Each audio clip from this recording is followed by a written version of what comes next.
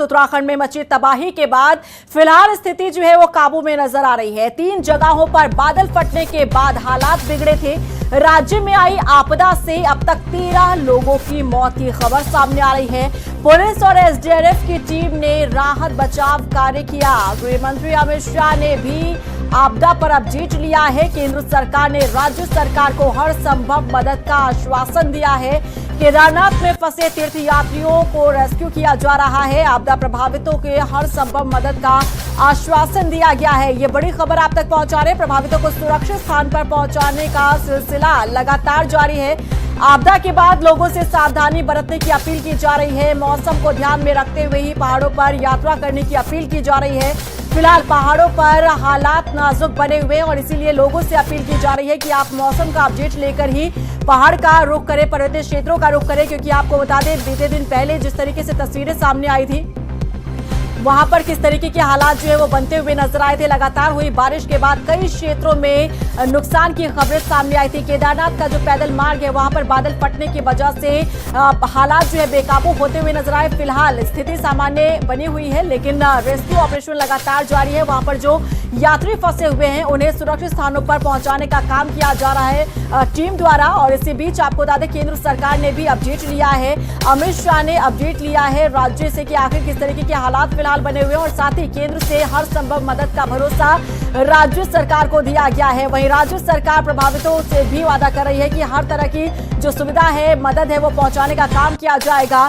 फिलहाल पहाड़ों पर जो स्थिति है वो नाजुक बनी हुई है और इसीलिए लोगों से अपील की जा रही है कि मौसम का अपडेट लेकर ही आप पहाड़ों का रुख करें। मौसम विभाग की तरफ से भी चेतावनी जारी की गई है। कई क्षेत्रों में तेज बारिश हो सकती है और ऐसे में आपके लिए भी जरूरी है कि अगर आप पहाड़ी क्षेत्रों का रुख कर रहे हैं तो आप मौसम का अपडेट लेकर ही पर्वतीय क्षेत्रों का रुख करें। क्योंकि देखिए, लगातार उत्तराखंड में जो बारिश हो रही है, इसकी वजह से कई जगहों से नुकसान की खबरें सामने आ रही है। तबाही की बारिश बताई जा रही है क्योंकि बीते दिन पहले कई जगहों पर लगातार बारिश हुई थी देर रात और उसके बाद किस तरीके से हालात जो है बेकाबू होते हुए नजर आए थे।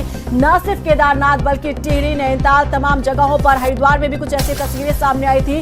राजधानी देहरादून की बात करें तो यहाँ पर भी नदी नाले उफान पर नजर आए थे और ऐसे में हालात बेकाबू होते हुए नजर आए। फिलहाल आपको बता दें कि केदारनाथ में रेस्क्यू ऑपरेशन लगातार जारी है। सीधा रुख कर लेते हैं, मनीष डंगवाल हमारे संवाददाता का लाइव हमारे साथ जुड़े हुए हैं। मनीष, बताएं किस तरीके से काम किया जा रहा है। केदारनाथ पैदल मार्ग में बादल फटने के बाद वहां पर किस तरीके के हालात पैदा हुए, फिलहाल अभी स्थिति काबू में है और किस तरीके से काम किया जा रहा है? बिल्कुल, जिस तरीके से केदार घाटी में ये बादल फंसे, कहीं ना कहीं जो केदारनाथ जो मार्ग है, कम से कम 8 से 9 जो है वो बाधित हुआ है और जो केदारनाथ यात्रा इसके चलते रोक भी ली गई थी। लेकिन जो रेस्क्यू किया जा रहा है, वहां पर जो लोग फंसे हुए हैं, एसडीआरएफ और एनडीआरएफ वहां पर मौके पर मौजूद है और लोगों को जो है वो रेस्क्यू किया जा रहा है। और तरीके से देखा जाए तो गृह मंत्री अमित शाह ने और प्रधानमंत्री नरेंद्र मोदी ने भी जो है वो मुख्यमंत्री पुष्कर सिंह धामी से फीडबैक लिया और हालातों का जायजा लिया है। तो उस लिहाज से अब देखा जाए कि जो राहत और बचाव कार्यों में MI-17 जो हेलीकॉप्टर है उसका, उसको भी गौचर में तैनात किए जाने के जो है वो बात कही जा रही है और गौचर में जो है MI-17 पहुंच जाएगा। यानी कि देख सकते हैं कि जो केदारनाथ रूट पर है, काफी लोग जो है वो फंसे हुए। मुख्यमंत्री पुष्कर सिंह धामी ने भी जो है वो ग्राउंड पहुंचकर जो लोग वहां पर फंसे हुए थे उनसे बातचीत की, जिनका रेस्क्यू किया जा रहा था। और अभी भी जो लोग फंसे हुए हैं उनका रेस्क्यू वहां पर किया जा रहा है। सकुशल जो है ये रेस्क्यू अभियान उस क्षेत्र में चल रहा है। किसी तरीके के हताहत की कोई खबरें नहीं है, लेकिन लोग फंसे हैं, उन्हें जो है वो राहत और बचाव जो है वो किया जा रहा है। जी रीना, अपडेट है मनीष, क्योंकि यहाँ पर चेतावनी जारी की गई थी पहले से ही मौसम विभाग की तरफ से और साथ ही साथ अब यहाँ पर कहा जा रहा है प्रशासन की तरफ से भी कि पहाड़ी क्षेत्रों का रुख अगर कर रहे हैं तो मौसम का अपडेट लेकर ही आप पहाड़ का रुख करें। क्योंकि ऐसे में फिलहाल जो स्थिति है वो नाजुक बनती नजर आ रही है। तो क्या कुछ कहा जा सकता है मौसम को लेकर मनीष? देखिए, मौसम विभाग की जो भविष्यवाणी है वो कहीं ना कहीं लगातार जो है वो यात्रियों और श्रद्धालुओं तक भी दी जाती है, क्योंकि जो उनके रजिस्ट्रेशन होते हैं, लेकिन उसके बावजूद भी जो चालू है वह बड़ी तादाद में जो है वो केदारनाथ पहुंच रहे, क्योंकि सावन का महीना और सावन के महीने में जो केदारनाथ जो है वो ज्यादा से ज्यादा लोग जलाभिषेक करना चाहते हैं, जो उनकी श्रद्धा केदारनाथ की पड़ती है। इसीलिए जो है वो लोग बड़ी तादाद में केदारनाथ धाम तक पहुंचे थे। लेकिन जो मार्ग बाधित हुए हैं उससे जो रेस्क्यू है वो सबसे बड़ी चीज है कि उसको किया जा रहा है। हालांकि किसी तरीके की कोई नुकसान की खबर इस एरिया में नहीं है, लेकिन सबसे बड़ी बात इन सुरक्षित पहुंचाया जाए।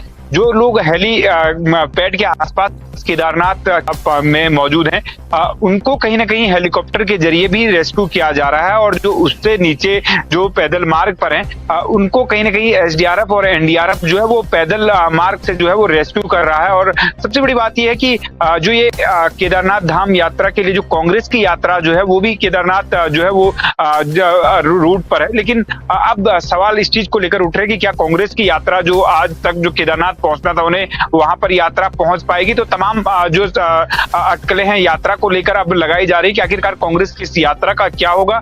और सबसे बड़ी बात यह है कि जो ये रेस्क्यू अभियान चल रहा है तमाम जो स्थानीय लोग हैं वो भी इसमें मदद कर रहे हैं, और जो श्रद्धालु वहां पर पहुंचे हुए हैं उनको सुरक्षित जो है वो वापस जो है निकाला जा रहा है, ताकि किसी तरीके की दिक्कत जो है वो श्रद्धालुओं को इस समय ना हो। जी,